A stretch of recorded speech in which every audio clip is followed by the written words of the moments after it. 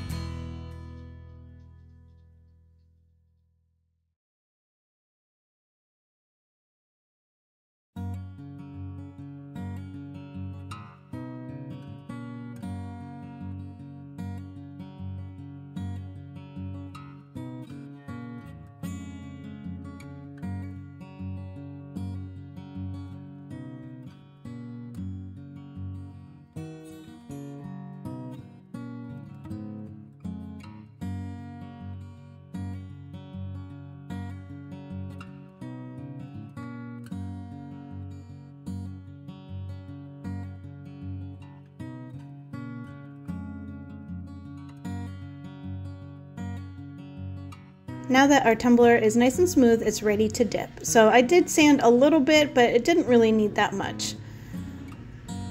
What I'm going to do is just take this plastic grocery bag and I'm going to put it over my football here, and this just kind of protects my football from getting wet. And then I'm able to kind of shove the bag kind of up around the very top, you'll see at the cup, and it just also helps prevent, from getting a ton of the inks and paints in the tumbler, and just helps in the cleanup process in the long run.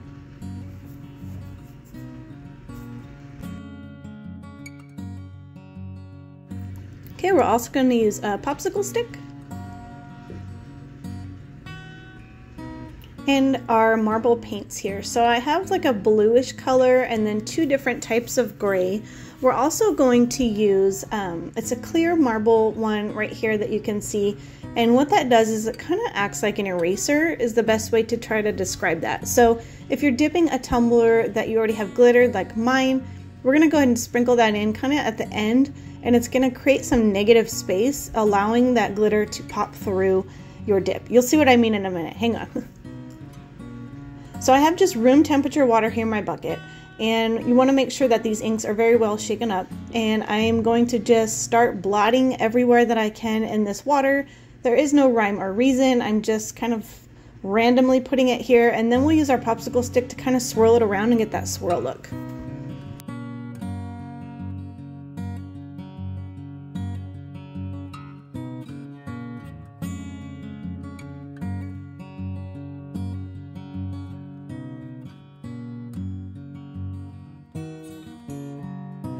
So we're going to go ahead and drop the easy marble in, and you'll see when I drop it how it kind of separates the paint, and that's what I was talking about as far as kind of being an eraser or creating that negative space so that glitter can pop through.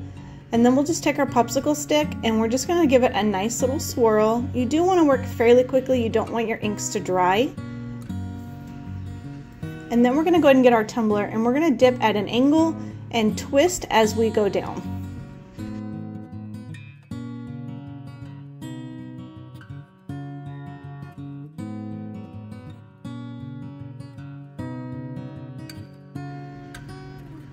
And there we go. Doesn't that come out so pretty?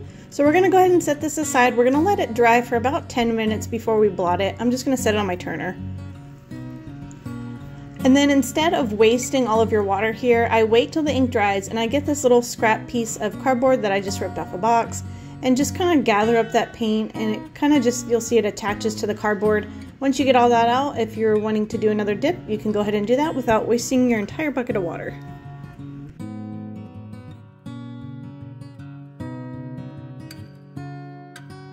Once your tumbler's been drying for a few minutes, just very carefully blot any excess water that you have with a lint-free cloth. Remember, don't swipe it, just blot it. Once your ink is completely dry, because it's an oil-based ink, we're going to want to go ahead and coat this with some Mod Podge. This is going to create kind of like a seal over top of our inks here. That way our epoxy is going to stick on that. So I do 2 coats. If you're not sure, you could do 3, but you do want to make sure that you have a really good coverage of this Mod Podge. Otherwise, what's going to happen when you go to epoxy is your epoxy will start to repel from those inks. So just make sure you got that good coverage, and then we'll move on to our decal.